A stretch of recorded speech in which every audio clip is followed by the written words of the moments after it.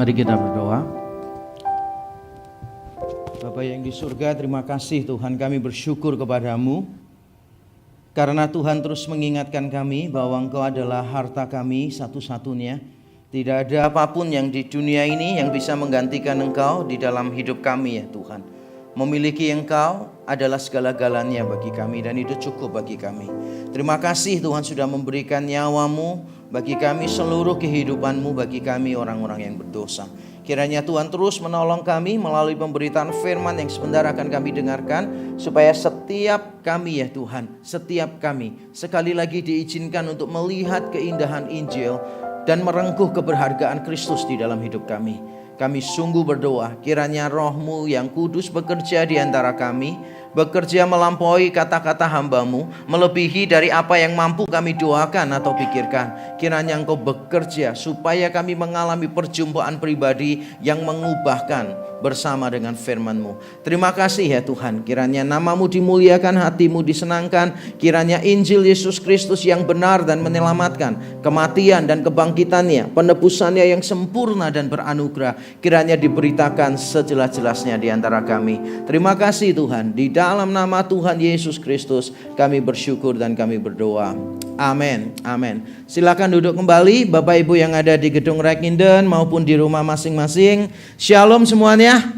Ya, salam sejahtera dalam kasih Tuhan kita Yesus Kristus. Tidak terasa ini adalah bulan yang terakhir di tahun ini, tahun 2022, luar biasa. Dan tahun ini kita mengambil tema adalah tentang kebebasan di dalam Kristus. Ada banyak hal yang harus kita lepaskan, ada banyak ikatan yang harus kita lepaskan supaya kita benar-benar merasakan kebebasan di dalam Kristus. Nah, hari ini kita akan membahas satu tema yang penting sekali, yaitu tentang bebas dari berhala penerimaan. Apa yang dimaksud dengan berhala penerimaan? Berhala penerimaan itu artinya begini. Kalau penerimaan orang lain terhadap kita, kita jadikan standar untuk menilai siapa kita.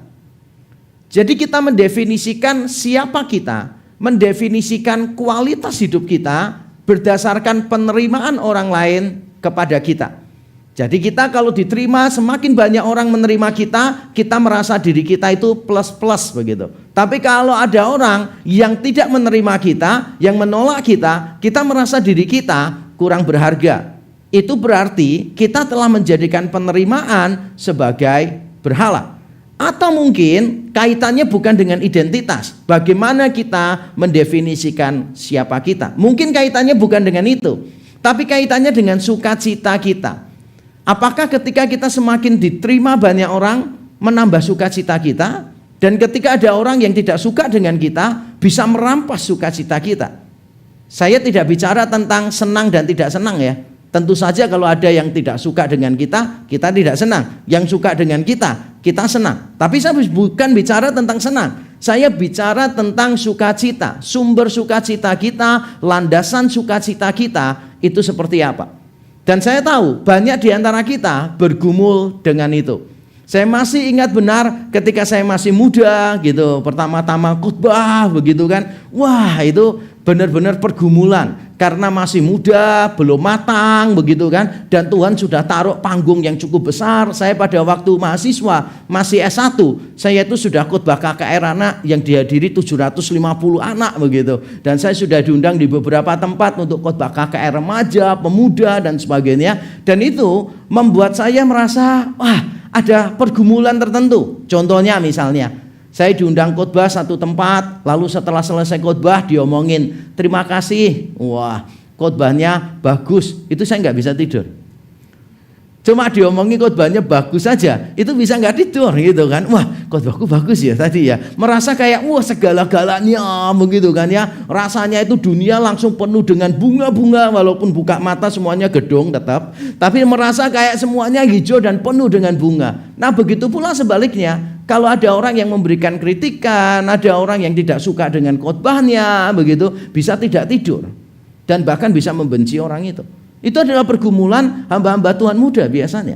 Karena memang mereka masih mencari jati dirinya. Masih muda, diberi kesempatan, diberi panggung yang besar. Maka itu akan menjadi pergumulan yang tidak mudah bagi hamba-hamba Tuhan muda. Nah, saya yakin kita pun sebagai jemaat juga merasakan pergumulan ini. Di tempat kerja misalnya, kalau kita tidak stay cool gitu, tidak ikut-ikutan keren begitu, kita takut nanti nggak ada yang mau dengan kita. Benar nggak sih begitu?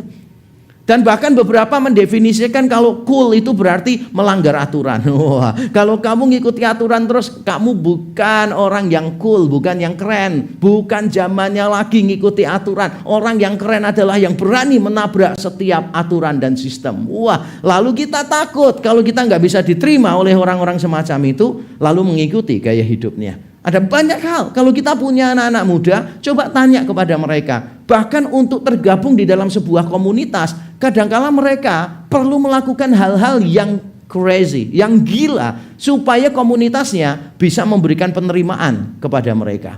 Jujur, penerimaan merupakan sesuatu yang relevan untuk banyak orang. Mungkin tidak untuk semua orang, tapi untuk banyak orang. Dan mengapa bisa demikian? Mengapa kita itu sangat menginginkan penerimaan?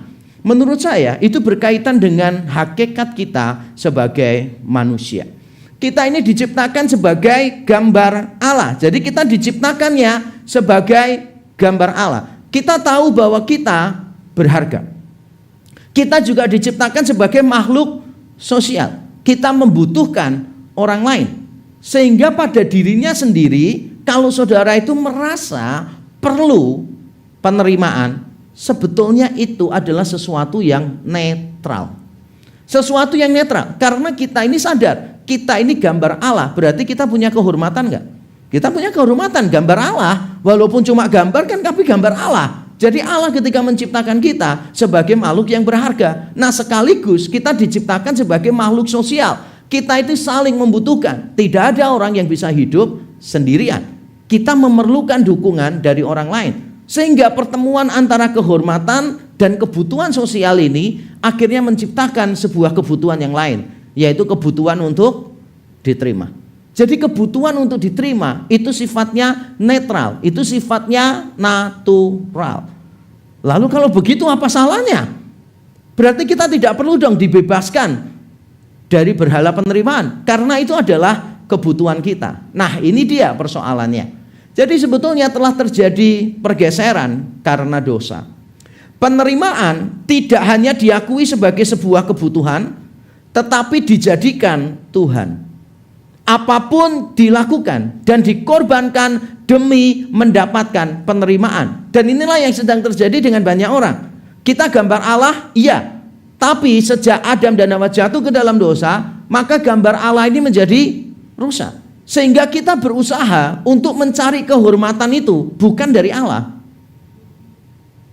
Kehormatannya dicari lewat usaha sendiri. Jadi dari kebutuhan terhadap relasi dengan orang lain, kebutuhan bahwa kita ini berharga, akhirnya kita coba penuhi sendiri dengan cara apa? Kita mengemis penerimaan dari orang lain dan kita menjadikan kebutuhan menjadi Tuhan. Dan ini sering terjadi dalam hidup kita sih. Coba ya, kita coba pikirkan gini. Komunikasi itu kebutuhan kan ya. Kemudian di era yang sangat cepat, alat komunikasinya, handphone ini jadi kebutuhan juga, benar? Benar. Tapi saya mau tanya ya, ketika Bapak Ibu Saudara pergi ke luar rumah, tempat yang jauh luar kota, terus lupa membawa handphone. Saya mau tanya perasaan Bapak Ibu Saudara ketika menyadari, waduh, lupa membawa handphone. Siapa di sini yang senang karena lupa membawa handphone? Nggak ada ya. Oke, berlebihan kalau saya tanya senang ketika lupa membawa handphone. Saya tanya, siapa yang sukacitanya tidak berubah? Kalau saya bilang ada tuh beberapa bapak senang kalau nggak bawa handphone. Wah, itu kan berarti istrinya sering telepon-telepon ngecek di mana, sampai mana gitu kan ya. Jadi ketika dia nggak bawa handphone dia senang. Nah, saya nggak mau tanya senang atau nggak. Saya tanya, ketika saudara lupa membawa handphone, sukacita saudara berubah nggak? Rasa aman saudara berubah enggak? Nah, itu pertanyaannya. Jadi kita seringkali tanpa kita sadari ya, tanpa kita sadari sesuatu yang menjadi kebutuhan lalu kita jadikan Tuhan. Penentu segala-galanya di dalam hidup kita. Enggak ada handphone tuh rasanya malas berdoa, malas ini, malas itu. Handphone rusak, taruh di service centernya masih butuh 3 hari. Rasanya tuh kayak gelap gulita gerhana matahari total gitu kan. Rasa-rasanya itu nggak ada oksigen untuk hidup kita. Banyak anak muda termasuk anak saya dulu kalau menyebut wifi itu namanya oksigen, saudara. Seolah-olah kalau tanpa wifi kita nggak bisa hidup. Ayo, benar atau betul?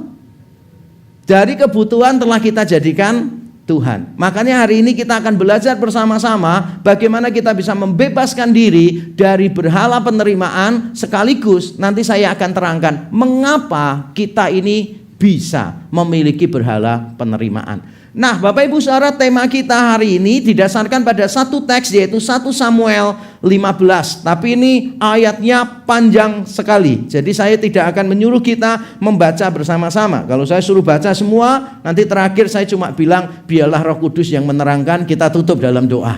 Terlalu panjang ayatnya. Jadi saya akan memberikan sinopsisnya saja kepada kita. Jadi sinopsisnya itu begini, sinopsis ceritanya. Tuhan berkata kepada Saul melalui Samuel, melalui Nabi Samuel. Dan Saul diberitahu begini, kamu bawalah orang-orang Israel yang terbaik, berperanglah melawan bangsa Amalek.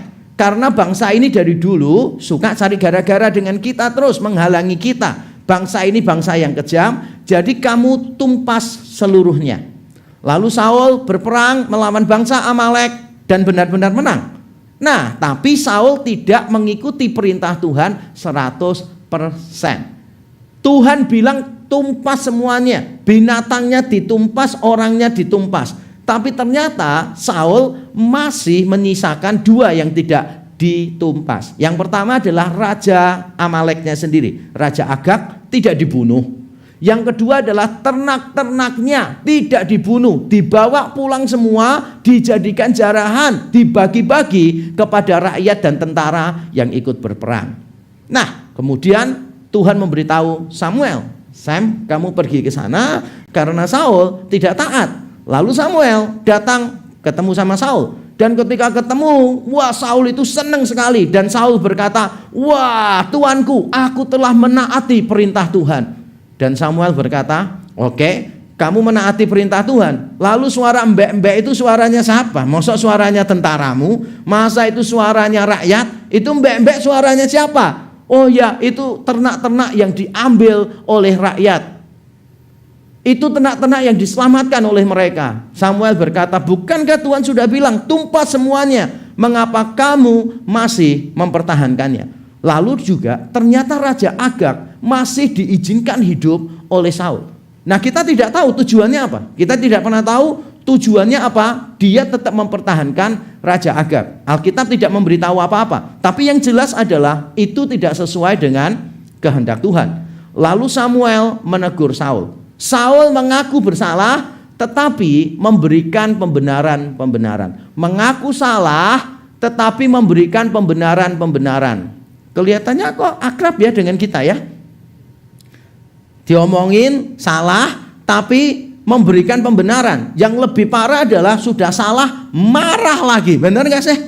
Misalnya nih kita diomongin begini, Pak, ya kan Pak, kamu tuh sudah tak omongin jangan bisnis sama orang itu gitu. Orang itu kan sudah berkali-kali menipu temannya. Kenapa sih kamu tuh masih mau kongsian sama dia? Suaminya rasa salah. Dia bilang, iya sih, memang itu orangnya nggak jujur, aku salah. Nah gitu loh. Jadi jangan kongsian sama orang yang jahat. Wah, kok malah dikhotbahin terus ya?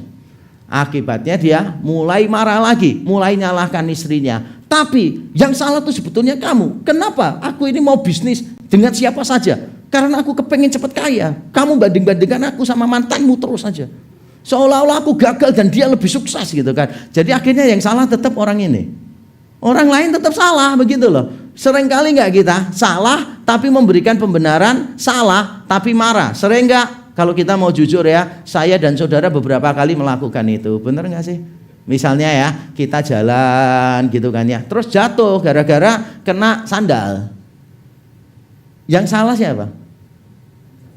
Ya, yang salah sandal, ya kan? Yang salah sandal, bukan kita yang terburu-buru lari dan tidak melihat tempat, gitu kan? Yang salah sandal. Itu kalau orang nggak bisa terima, dia tanya, ini yang jual sandal siapa? Warung sana. Itu yang pemilik warung bisa disalahkan. Kenapa kamu jual sandal seperti itu? Namanya manusia, itu selalu nggak mau salah. Dan kita ini terlatih menyalahkan orang. Nah, Saul seperti itu.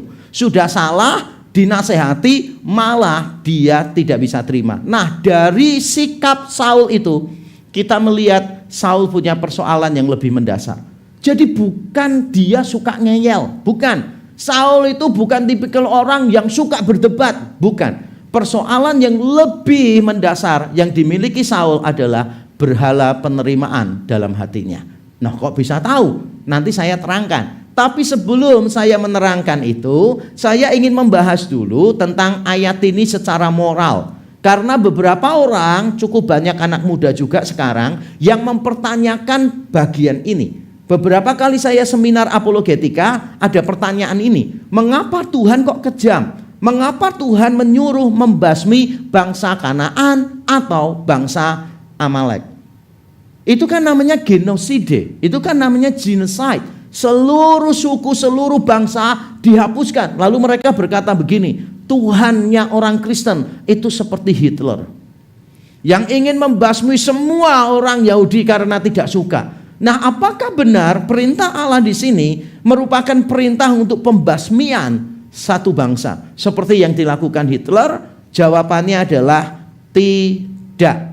Tidak. Mengapa tidak? Dengan cepat ya, saya akan terangkan karena ini bukan inti dari khotbah saya. Cuma Bapak Ibu Saudara perlu tahu. Karena sebetulnya yang ditumpas itu bukan seluruh bangsa Amalek yang ada di muka bumi. Memang benar, yang dikalahkan semuanya ditumpas. Tapi saudara perlu memahami, bangsa Amalek itu terpencar di berbagai tempat. Dan ini hanya salah satu kelompok saja. Buktinya apa? Buktinya setelah 1 Samuel 15, saudara baca Alkitab, orang-orang Amalek itu masih hidup, masih terus-menerus ada. Di berbagai tempat lain masih ada. Karena memang suku bangsa ini nomaden atau semi-nomaden. Jadi mereka tidak kumpul semua di satu tempat, tapi mereka bergerombol di tempat-tempat yang berbeda-beda. Jadi ketika disebut Raja Agag, jangan saudara bayangkan raja itu punya kerajaan, punya istana, punya kota yang megah. Sebetulnya tidak. Jadi jangan sampai saudara memikirkan bahwa ini adalah pembasmian yang jumlahnya itu kayak luar biasa banyak. Sama seperti kalau kisah Natal itu, Herodes membunuh semua bayi di bawah 2 tahun gitu kan. Wah, bayangan kita itu, wah gila, semua bayi di bawah 2 tahun.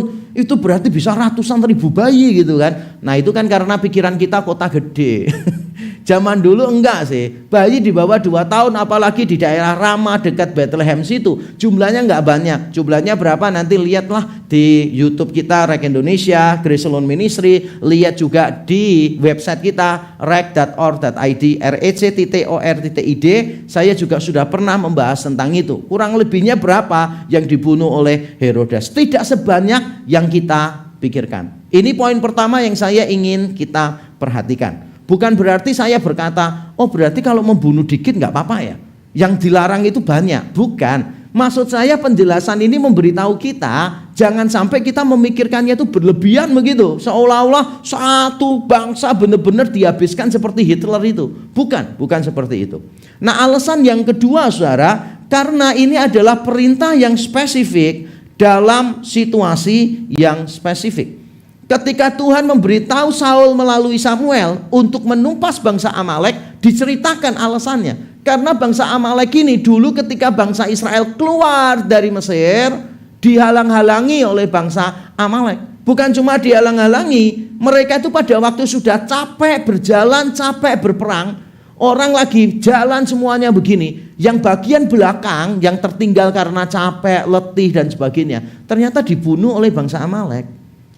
Jadi bangsa Amalek ini sering cari gara-gara duluan memang. Kalau Bapak Ibu saudara selesai ibadah membaca Keluaran 17, Bilangan 14, Ulangan 25, Hakim-Hakim 3 dan Hakim-Hakim 6, maka bangsa Amalek ini sering menjadi masalah bagi bangsa Israel. Jadi ketika bangsa Israel panen, tiba-tiba mereka datang merampas hasil panennya. Mereka kadang-kala menyerang bangsa Israel dan membunuh bangsa Israel.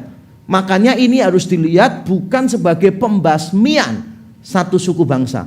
Ini harus dilihat sebagai hukuman dari Tuhan atas sebuah kejahatan. Jadi Tuhan itu adil, Tuhan itu kudus, maka dia tidak kompromi dengan dosa. Bangsa Amalek yang kejam, yang suka cari gara-gara ini, akhirnya menerima hukuman dari Tuhan. Ini perintah spesifik ya. Jadi jangan sampai saudara itu ketika melihat beberapa orang yang tidak saudara sukai lagi bergerombol, lalu saudara digerakkan oleh Roh Kudus. Sama seperti Saul diperintahkan menumpas semua bangsa Amalek. Sekarang tumpaslah mereka yang ada di depan matamu. Itu konyol ya. Tidak mungkin Tuhan memberikan perintah ini kepada kita seperti itu. Bahkan perintah ini cuma ada di sini loh saudara. Ya karena khusus memang itu gerombolan Amalek yang dimaksud gitu. Bukan semua yang ada di berbagai tempat yang tidak punya kesalahan. Bukan. Jadi ini peristiwa yang khusus, situasi yang khusus. Jangan sampai kita menirunya asal-asalan. Dan jangan sampai kita berpikir yang bukan-bukan, bahwa Allah itu tidak adil lah, bahwa Allah itu kejam dan sebagainya. Justru bangsa Amalek ini kalau dibiarkan, kekejaman mereka justru berdampak lebih besar. Dan mereka sudah melakukan itu berkali-kali, mereka pantas mendapatkan hukumannya. Nah sekarang kita akan masuk pada bagian inti khotbah saya. Yang tadi itu nggak penting semua. Bapak Ibu nggak dengarkan pun juga nggak apa-apa. Cuma sudah terlanjur mendengarkan dan itu bermanfaat juga. Jadi begini, saya akan menerangkan wujud berhala penerimaan. Wujud berhala penerimaan. Jadi kalau kita punya berhala penerimaan, kira-kira bentuknya apa? Tidak semua kita bergumul dengan ini. Dulu saya ada pergumulan tentang penerimaan, tentang pengakuan. Tapi saya bersyukur penerimaan sudah lamalah ada muncul dikit-dikit tapi jarang sekali. Tapi kalau berhala pengakuan sampai sekarang pun masih saya gumulkan terus. Jadi untuk beberapa orang mungkin berhala penerimaan tidak masalah, berhala pengakuan yang masalah. Saya di dalam pelayanan Bapak Ibu Saudara pasti tahu. Jadi kalau ada orang yang tidak setuju dengan saya tidak pernah benci, saya tidak pernah patah semangat. Justru semakin banyak yang tidak setuju, saya semakin bersemangat untuk membuktikan semuanya salah. Itu berhala pengakuan, ngerti ya? Itu berhala pengakuan. Tapi kalau saudara punya ide terus orang lain tidak setuju, saudara merasa kayak gini, aduh aku nggak ada harga dirinya, masa ideku aja nggak diterima. Aduh banyak loh orang-orang tuh yang ngomong di belakang nggak suka sama aku gitu. Apakah aku harus mengakhiri pelayanan atau aku mengakhiri hidupku? Nah ini berhala penerimaan kalau ini ya. Jadi kalau ada orang nggak bisa menerima kita tuh merasa susah setengah mati, maka kerjaan kita apa? Jadi people pleaser. Kita ini jadi orang yang suka menyenangkan semua orang. Jadi nanti kalau di sini kita tuh pokoknya seperti ini, nanti pindah di sini kita ganti seperti ini. Nah itu tipikal sekali sih. Beberapa hamba Tuhan juga kadangkala punya godaan begitu kan. Karena hamba Tuhan ini kan idealnya diterima semua jemaat, bener ya. Idealnya diterima dan disukai semua jemaat. Tapi kan dalam kenyataannya tidak ada satu jemaat yang menyukai hamba Tuhan. Seluruh jemaat menyukai hamba Tuhan, nggak ada. Kecuali jemaat di sini menyukai saya. Karena yang nggak suka dengan saya sudah saya keluarkan lama. Bukan ya, bukan. Saya yakin tidak ada satu hamba Tuhan yang disukai semua jemaat. Nggak ada, pasti nggak ada. Nah, padahal hamba Tuhan sendiri itu merasa ada tekanan bahwa dia tuh harus diterima, disukai semua orang dan seterusnya. Wah itu banyak lah, nggak percaya. Hamba Tuhan potong rambut aja itu pasti menimbulkan pro dan kontra. Sebagian ngomong, Pak bagus gini Pak. Enggak, bagus yang sebelumnya gitu kan ya. Enggak, bagus yang sebelum-sebelumnya itu loh. Jadi akhirnya minggu depannya hamba Tuhannya datang satu kepala 3 model, ngerti enggak? Supaya semua jemaat seneng gitu kan. Yang suka cepak sebelah sini, yang suka kuncir sebelah sini, yang suka dikribo sebelah sini gitu kan.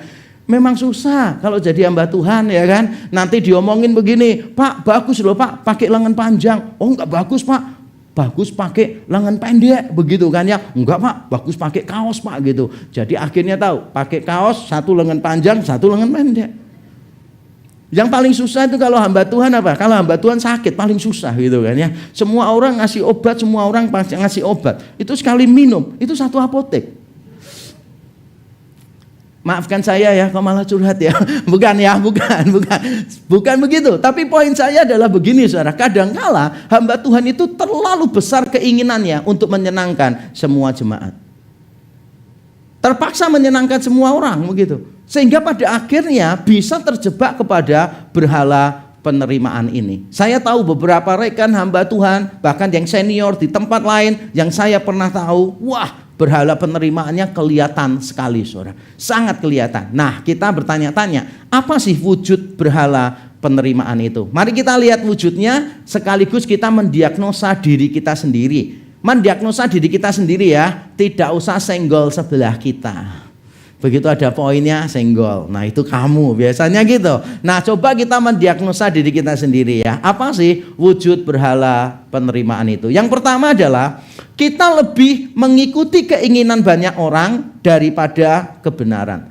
Lebih mengikuti keinginan banyak orang daripada kebenaran. Saya bacakan ayat yang ke-15 dan 21. Ayat 15. Jawab Saul, semuanya itu dibawa daripada orang Amalek, sebab rakyat menyelamatkan. Perhatikan, rakyat menyelamatkan kambing domba dan lembu-lembu yang terbaik dengan maksud untuk mempersembahkan korban kepada Tuhan Allahmu, tetapi selebihnya telah kami tumpas. Ayat 21, tetapi rakyat mengambil dari jarahan itu kambing domba dan lembu-lembu yang terbaik dari yang dikhususkan untuk ditumpas itu, untuk mempersembahkan korban kepada Tuhan Allahmu di Gilgal. Ketika ditanya oleh Samuel, mengapa kamu membawa pulang ternak-ternak itu? Bukankah Tuhan perintahkan tumpas semuanya? Jawabannya Saul adalah rakyat. Rakyat yang menyelamatkan, rakyat yang mengambil. Jadi kalau saudara butuh pemimpin yang tahu keinginan rakyat, nanti pilihlah Saul dalam pemilu. Karena dia tiba-tiba pikirannya selalu rakyat, rakyat, rakyat. Rakyat yang mengambil, rakyat yang menyelamatkan. Jadi istilahnya dia begini, karena banyak orang menginginkan itu, ya sudah dipenuhi saja. Tidak ada masalah kan? Padahal Tuhan sudah bilang tumpas semuanya. Saul berkata, ya mungkin dalam hatinya dia ya, mungkin. Dia pikir, loh tapi loh rakyat semua ini merasa kayak sayang banget. Kalau ini ditumpas, sayang banget. Bukankah ini kalau dijadikan korban persembahan di bait Allah, wah lebih bermanfaat. Ini kalau diadakan pesta sate gitu, wah ini semua bisa makan sepuasnya dengan kenyang dan seterusnya. Wah lebih masuk akal ini daripada firman Tuhan. Lalu firman Tuhannya dibuang, ngikuti keinginan banyak orang.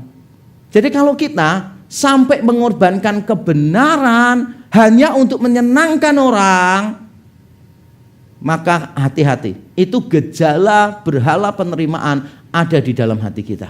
Jadi kalau kita misalnya sudah tahu, wah ini keliru nih gitu, tapi kita merasa kayak biarin aja lah. Nanti kalau kita tegur, hubungan malah tidak baik. Nanti kalau kita tegur, nanti malah tambah parah gitu kan. Nah kalau saudara modelnya begini, kemungkinan besar saudara berhadapan dengan berhala penerimaan. Saya bersyukur saya tidak punya berhala ini, walaupun kadang-kala muncul, tapi bukan berhala utama. Karena saya orangnya itu suka berkelahi memang. Saya orangnya suka bertengkar, suka cari gara-gara. Dan banyak orang tuh lihat saya pertama selalu ngomong, waktu muda mokong ya gitu. Loh kok tahu Pak? Iya kelihatan dari caramu kan. Saya dulu kelihatan sekali orangnya tidak bisa terima sesuatu, kolerik banget, apapun saya terjang dan seterusnya saudara. Karena berhala saya memang bukan penerimaan. Tapi saya paham ada orang-orang lain terutama hamba Tuhan yang berhalanya itu penerimaan. Apalagi kalau sudah dengan jemaat yang sangat dekat sekali. Untuk ngomong no aja susahnya setengah mati. Untuk ngomong tidak aja susah. Padahal dia tahu ini sebetulnya salah. Harusnya jemaat ini dinasehati. Harusnya diomongin baik-baik, empat mata, ditraktir makan, terus diomongin. Ini salah loh ya, kamu harus berubah. Tapi takut ngomong. Kenapa? Kalau ngomong nanti hubungannya rusak. Nanti kalau ngomong nanti menimbulkan banyak masalah. Sehingga pada akhirnya lebih mementingkan keinginan banyak orang daripada kebenaran. Coba saya berhenti di sini dulu, membiarkan Bapak Ibu Saudara memikirkan kehidupan masing-masing. Pernah nggak sih kita jatuh pada berhala ini? Ini bukan berhala saya sekali lagi, tapi saya jatuh juga beberapa kali di sini. Tanpa saya sadari. Kadang-kala karena sudah sangat dekat dan itu salah, saya dulu merasa kayak, sudahlah nanti aja kapan-kapan. Padahal kapan-kapannya itu seringkali saya lupa. Saya tidak peduli lagi dia melakukan kesalahan. Lama-lama dia menjadi kebal dengan kesalahannya. Tapi saya bersyukur, Tuhan selalu menegur saya. Saya pun kalau salah, saya pengen orang lain ngomongin saya langsung. Saya tidak ingin saya salah malah dipuji-puji, di belakang diomongin macam-macam. Bener gak sih? Kita kan kepengennya kalau salah didatangi orang kan ya, langsung diberikan teguran begitu. Lebih membangun. Kasih itu yang tersembunyi kurang berharga. Lebih baik teguran yang nyata daripada kasih yang sembunyi-sembunyi. Itu Alkitab mengatakan demikian. Nah saudara, apakah saudara selama ini sering begitu? Ada sesuatu yang gak benar, ya tapi karena semua orang melakukan, semua orang setuju, ya sudahlah ikut setuju aja, ikut melakukan juga. Padahal saudara tahu itu bertentangan dengan firman Tuhan. Itu adalah wujud yang pertama, berhala penerimaan. Yang kedua saudara, wujud yang kedua adalah kita takut ditolak atau ditentang oleh banyak orang. Ayat yang ke-24 dikatakan demikian. Berkatalah Saul kepada Samuel, aku telah berdosa sebab telah kulangkai titah Tuhan dan perkataanmu. Perhatikan ya. Tetapi aku takut kepada rakyat, karena itu aku mengabulkan permintaan mereka. Aku takut kepada rakyat. Coba renungkan dulu. Kira-kira Saul takut apa sih? Seandainya rakyat itu teriak-teriak begini, bawa semua kambingnya, bawa semua dombanya, semuanya yang gemuk-gemuk bawa pulang. Seandainya nih Saul berkata begini, no, itu gak sesuai dengan firman Tuhan, jangan lakukan. Kira-kira Saul dibunuh gak sih oleh rakyatnya? Tidak. Wong dia raja kok. Dia punya jenderal-jenderal, dia punya tentara. Tidak mungkin rakyatnya akan membunuh rajanya semacam itu. Itu konyol banget sih. Karena gak mudah. Raja itu didukung oleh militernya, dan raja mau ngomong A, semuanya juga ikut A. Jadi sebetulnya entah kekhawatiran Saul berlebihan, yaitu dia takut dibunuh, padahal kenyataannya tidak mungkin dibunuh, kemungkinannya kecil. Jadi takutnya berlebihan, atau menurut saya yang lebih masuk akal, bukan takutnya berlebihan, tetapi Saul ini takut ditolak oleh rakyat. Dia takut ketika mengambil keputusan ini bertabrakan dengan banyak orang. Dia takut dia tidak mendapat dukungan lagi dari rakyat.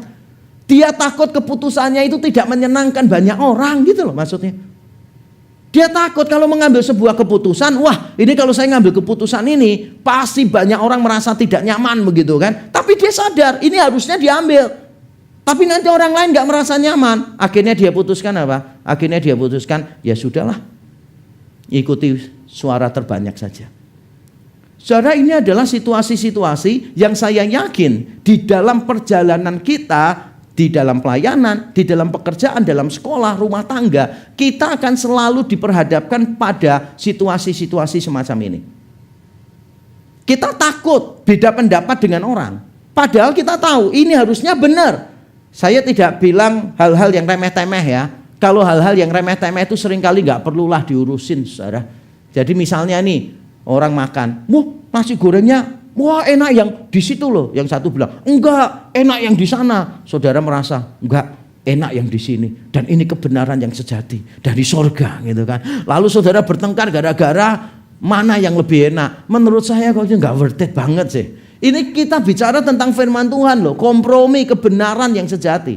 Saya ini tipikal orang yang bisa tinggal hidup dengan siapa saja, di mana saja, dalam keadaan apa saja. Kalau saya bisa. Cuma satu hal yang saya nggak bisa adalah saya melihat orang lain yang dekat dengan saya melakukan kesalahan dan saya tidak memberitahu. Karena saya merasa kalau saya mengasihi seseorang dan saya tahu dia melakukan kesalahan yang cukup fatal, yang serius, maka saya pasti akan memberikan teguran. Tapi tidak banyak orang yang mau melakukan itu. Karena khawatir nanti kalau ngomong tidak menyenangkan semua orang. Benar atau betul? Dulu pertama kali keputusan pastoral yang paling sulit yang saya ambil bersama teman-teman penatua adalah ketika kita mulai memutuskan buka cabang. Dulu cuma ada di sini satu, lalu kita pertama kali memutuskan buka cabang, yaitu di barat, di Darmo. Sudah digumulkan berbulan-bulan oleh penatua, didoakan dan sebagainya. Akhirnya kita voting di antara para penatua. Dan waktu itu kita juga sempat voting di antara jemaat. Jadi jemaat-jemaat yang peduli diadakan voting. Dan ternyata yang mendukung untuk membuka cabang waktu itu kalau nggak salah sekitar 70% lebih begitulah ya. Tapi ada juga jemaat-jemaat yang datang dan menyampaikan, Pak saya nggak setuju Pak ya kalau buka cabang. Kita buat ini dulu jadi sempurna Pak, baru nanti kita buka begitu kan. Wah keinginannya begitu selalu ada saudara. Tapi saya selalu berkata demikian. Tuhan itu kalau bicara, Tuhan bicara juga melalui para pemimpin, para penatua, para hamba Tuhan. Dan biasanya saya tanya begini, Bapak sudah mendoakan ini sebelum Bapak ngomong ke saya berapa lama? Oh saya sudah doakan seminggu ini Pak. Oke. Saya dan hamba Tuhan sudah doakan berbulan-bulan. Para penatua sudah doakan berbulan-bulan. Jadi jangan sampai begini, kita punya pemikiran kita satu jemaat merasa bisa menangkap maksud Tuhan begitu, sampai bertabrakan dengan semua yang lain pengambil keputusan.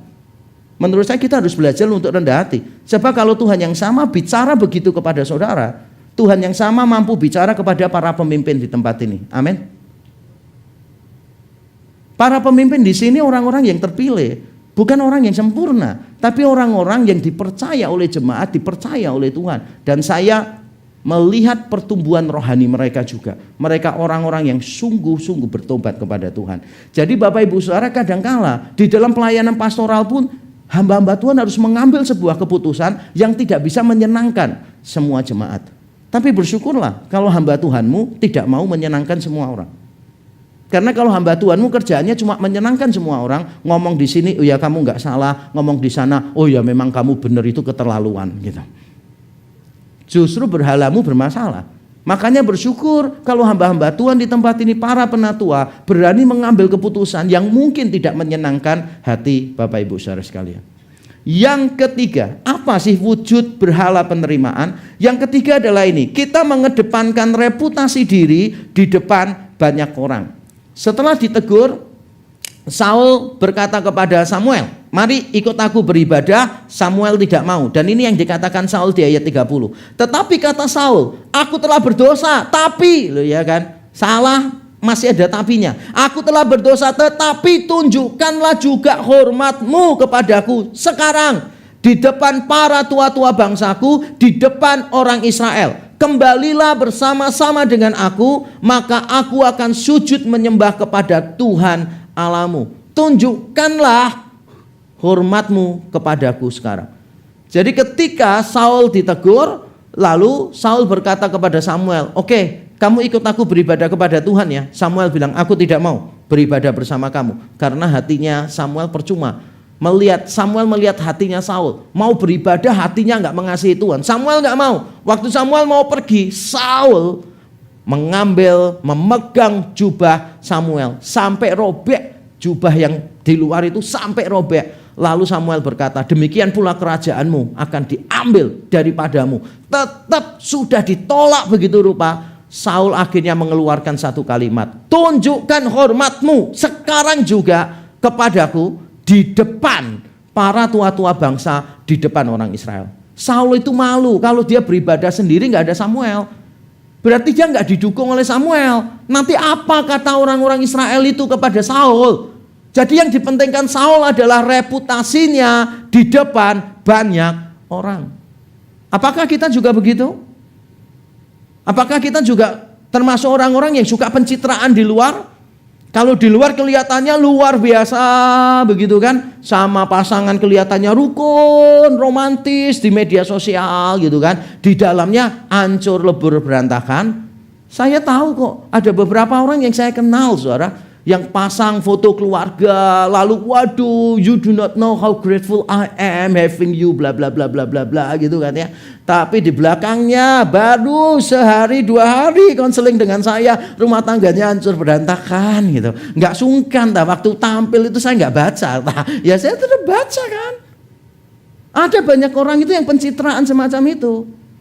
Loh, saya tidak mengatakan begini, berarti nggak boleh dong memuji bersyukur untuk keluarga kita. Boleh, tapi jangan sampai menimbulkan kesan kontradiksi dengan keadaan yang sebenarnya. Kita tidak perlu mengumbar semua keburukan kita di medsos. Nggak perlu. Dewan kesalahan istri saya. Dibales istrinya, Dewan kesalahan suami saya gitu kan. Terus medsosnya isinya itu konyol lah, nggak perlu. Kita nggak perlu mengekspos semua keburukan kita. Tetapi kita juga tidak perlu memberi gambaran yang berkontradiksi dengan apa yang ada. Beberapa kali kalau ada orang berkata begini kepada saya dan istri, wah Pak Yakub dan Bu Nike ini pasti pernikahannya bahagia ya. Istrinya baik, suaminya humoris gitu, pasti nggak pernah bertengkar ya gitu kan. Saya selalu terangkan, kami bahagia, tapi bukan berarti tidak pernah bertengkar. Karena yang membuat kami bahagia adalah tiap hari ada alasan untuk bertengkar. Membuat hidup jadi hidup gitu. Bukan, ya memang bertengkarnya tidak sering, tapi jangan pikir ya, wah karena hamba Tuhan, karena gospel center gitu kan ya, wah pasti tidak akan bertengkar, tidak akan cari gara-gara. Enggak lah. Kadang kala loh ketika istri saya salah, hati saya itu mau berteriak, salibkan dia, salibkan dia. Ada perasaan begitu, saudara. Jadi kita ini harus jujur, pernikahan kita tidak sempurna, bener ya? Tidak sempurna, nggak usah diberitakan kemana-mana sempurna gitu. Ada beberapa orang sukanya pencitraan gitu. Ada orang yang saya pernah tangani bertahun-tahun yang lalu, saudara. Bukan jemaat sini ya. Teman yang kepengen tahu nanti hubungi saya secara pribadi. Jadi ada orang yang bermasalah suami istri. Begitu ketemu sama hamba Tuhan, saudara. Waduh, kelihatan sekali. Mana malaikat hitam, mana malaikat putih. Malaikat jahat sama malaikat baiknya kelihatan. Suaminya itu nunduk-nunduk, terima kasih loh Pak, diberi waktu saya bersyukur. Gini. Istrinya kan protes terus gitu kan. Wah, kalau orang nggak tahu ya, orang merasa istrinya penyebab masalahnya. Padahal apa yang terjadi? Begitu masuk mobil, istrinya bisa ditempeleng loh sama suaminya. Dan suaminya bilang, awas kamu ya, kalau lapor-lapor ke orang lain. Aku gak mau masalah kita diberitakan orang lain. Padahal lo nangani sendiri gak mampu, ditolong gak mau. Aneh ya, ngatasin sendiri gak mampu, ditolong gak mau. Itu persoalan banyak suami kayak begitu. Gak mau, ditolong orang lain, malu. Saya sebagai kepala keluarga, nanti dibilang saya gak mampu.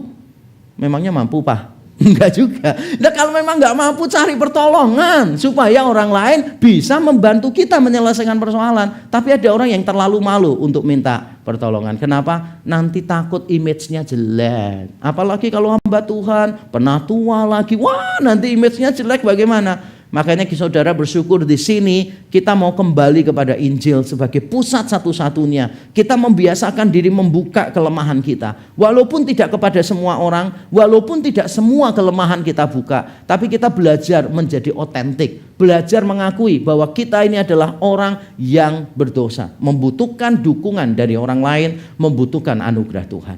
Nah, sekarang bagian terakhir yang saya mau terangkan secara cepat adalah penyebab berhala penerimaan. Macam-macam penyebab berhala penerimaan, tapi saya hanya akan membahas dalam kasusnya Saul. Apa sih yang membuat Saul bisa menunjukkan pola bahwa dia itu memberhalakan penerimaan? Menurut saya adalah karena rasa minder. Mari kita lihat ya perkataan Samuel yang tiba-tiba yang menarik menurut saya di ayat yang ke-17.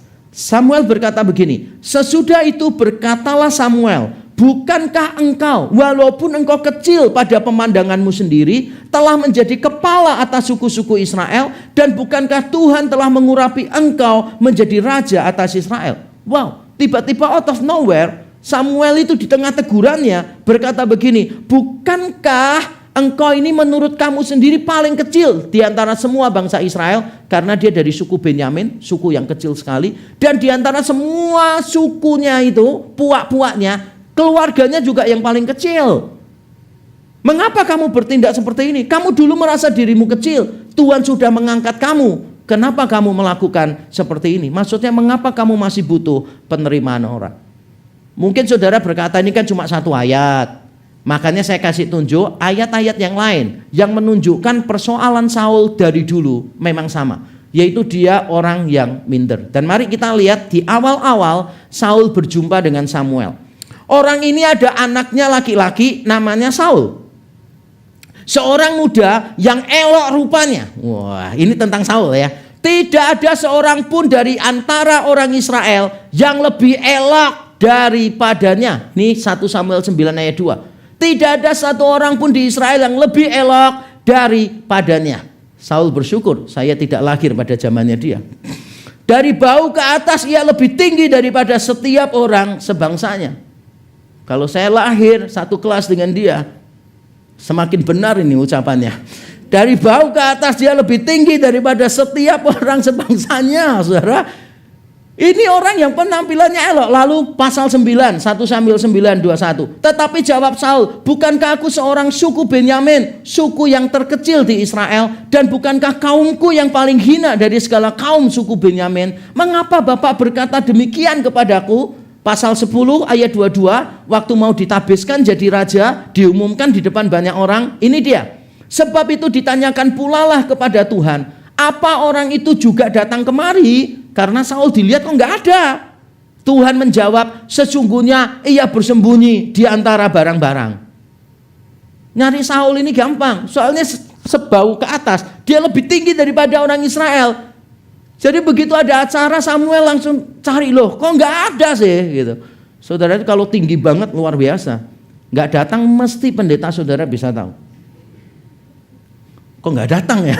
Langsung kelihatan. Atau kalau saudara punya model rambut sendiri yang beda dari orang lain, selalu akan diperhatikan hamba Tuhan saudara. Nah Saul ini waktu mau ditabiskan dilihat kok nggak ada. Lalu Samuel tanya, ini dia ada nggak? Tuhan jawab, ada, bersembunyi di antara barang-barang. Lihat ya, dia punya penampilan, dia sudah mendapatkan konfirmasi dari Samuel, kamu raja, tetap aja dia minder. Dia minder, kenapa dia minder? Ya karena bagi dia penerimaan orang itu penting. Orang bereaksi apa kepada dia itu penting bagi dia. Nanti dia kalau jadi raja nanti nggak menyenangkan semua orang bagaimana? Nanti kalau dia begini nanti banyak yang tidak suka bagaimana? Justru karena itulah dia merasa minder. Padahal dia punya kelebihan tapi dia merasa minder. Dan inilah yang jadi masalah kita saudara. Ini yang jadi masalah kita. Status sebagai gambar Allah memberi kesadaran hakiki bahwa kita berharga. Benar. Tetapi kita juga tahu bahwa gambar Allah ini telah rusak oleh dosa. Hasrat untuk diterima telah berubah menjadi berhala. Hasrat untuk diterima telah menjadi berhala. Kita punya keinginan untuk diterima. Kita senang kalau ada orang lain yang menerima kita. Itu wajar, itu natural. Tapi begitu saudara menjadikan kebutuhan itu sebagai Tuhan, maka saudara telah terjebak pada berhala penerimaan. Dan saudara tahu, bukan cuma saudara terjebak pada berhala penerimaan, tetapi saudara telah bertindak tidak adil. Tidak adil kepada dirimu sendiri dan tidak adil kepada orang-orang lain juga. Mengapa saya mengatakan begitu? Tidak adil karena kekosongan diri yang hanya bisa dipenuhi oleh pencipta tidak mungkin bisa dicukupkan oleh ciptaan. Kekosongan diri yang hanya bisa dipenuhi oleh pencipta tidak mungkin bisa dicukupkan oleh ciptaan. Kadangkala kita suami istri misalnya menikah, kita itu punya kekosongan-kekosongan dalam jiwa kita dan kita menuntut pasangan kita memenuhi kekosongan itu. Kita yang dulu seringkali ditolak oleh orang tua, dibanding-bandingkan dengan siblings dan seterusnya, ketika kita menikah, kita ingin kebutuhan itu dipenuhi oleh pasangan kita dan itu tidak fair untuk pasangan kita. Kenapa? Semua kekosongan di dalam diri kita hanya bisa diisi oleh Tuhan. Saudara berusaha mengisi dengan yang lain dari orang lain, saudara tidak adil terhadap dirimu sendiri dan tidak adil terhadap orang lain. Engkau pasti akan kecewa. Penerimaan orang bukanlah segala-galanya. Yang terpenting adalah penerimaan Allah kepada kita atas dasar korban Kristus yang sempurna. Ini dia yang paling penting, saudara. Bagaimana kita bisa menerima diri kita apa adanya? Yaitu kalau kita sadar bahwa kita sudah diterima apa adanya. Jadi Allah yang mulia, Allah yang punya segalanya, Allah yang sempurna menerima kita. Itulah yang membuat kita berharga. Kita ditebus dengan darah yang mahal. Makanya sebagai orang-orang Kristen, kita tidak boleh menjadi orang Kristen yang minder. Nanti kalau tidak tampil menarik begini-begini kurang percaya diri. Nanti kalau tidak sepandai orang lain kurang percaya diri dan seterusnya dan seterusnya. Karena kita semua terlepas dari apapun keadaan kita, kita ditebus dengan darah yang sama, yaitu darah yang sempurna di atas kayu salib. Dengan darah itu Bapa menerima kita apa adanya. Dan itu adalah penerimaan yang terpenting dalam hidup kita. Saya ingin mengajak kita membaca satu kalimat sebagai penutup khotbah saya. Mari kita baca 1, 2, 3. Kita tidak perlu mengemis penerimaan dari orang lain. Penerimaan orang lain tidak menambah apa-apa pada identitas kita. Penolakan mereka tidak mengurangi apa-apa pada diri kita. Bukan berarti kita cuek dengan omongan orang, bukan. Poin saya adalah jangan sampai gara-gara ingin mendapatkan penerimaan orang, saudara mengorbankan kebenaran. Jangan sampai hanya gara-gara ingin diterima oleh komunitasmu, maka engkau mengorbankan integritasmu, identitasmu di hadapan Tuhan. Tidak perlu. Karena penerimaan orang tidak menambah apa-apa pada kita, dan penolakan mereka tidak mengurangi apa-apa pada kita. Kita sempurna ditebus dengan darah yang sempurna oleh Kristus. Mari kita tunduk kepala, kita berdoa. Mari masing-masing kita mengambil waktu melihat hati kita yang paling dalam. Apakah selama ini kita masih memberi makan berhala penerimaan ini? Kita melakukan pencitraan, bersikap munafik di luar, seolah-olah kita orang yang sempurna yang tidak pernah punya masalah. Bahkan mungkin ketika anggota keluarga kita ingin meminta pertolongan orang luar, kita terlalu malu untuk mengakuinya, padahal kita sadar kita tidak mampu untuk menyelesaikannya. Kita terlalu sombong karena kita takut dilihat jelek oleh orang lain. Mari datang kepada Tuhan. Kita serahkan semua aib kita, rasa malu kita, semua penolakan kita di depan salib Kristus. Mungkin ada di antara kita yang merasa tidak pernah diterima oleh orang tuanya, tidak pernah menerima situasi di dalam keluarga. Engkau tidak pernah menjadi bagian dari keluarga itu, dan engkau kecewa. Mari datang kepada Tuhan, letakkan di depan salib Kristus, karena di depan salib itu Tuhan merengkuh engkau dan menerima engkau apa adanya. Mari kita berdoa. Bapa di surga, terima kasih untuk firman-Mu. Ampuni kami, umat-Mu yang mendengarkan. Ampuni kami, hamba-Mu yang menyampaikan. Sebagian di antara kami bergumul dengan berhala penerimaan. Bahkan bagi kami yang tidak bergumul dengan berhala penerimaan, kadangkala kami pun masih bisa jatuh pada hal yang sama. Ketika situasi tertentu membuat kami lebih memilih menyenangkan orang lain daripada kebenaran. Kami takut ditolak, ditentang oleh orang lain. Tuhan, ampunilah kami. Tuhan, tolong kami supaya kami dimampukan untuk hidup sebagai identitas kami, sesuai identitas kami, sebagai anak-anak yang sudah ditebus oleh darah Kristus. Terima kasih Bapa. Roh Kudus kiranya terus menolong kami untuk menaati firman-Mu. Di dalam Kristus Yesus Tuhan kami berdoa dan bersyukur. Amin. Tuhan memberkati kita.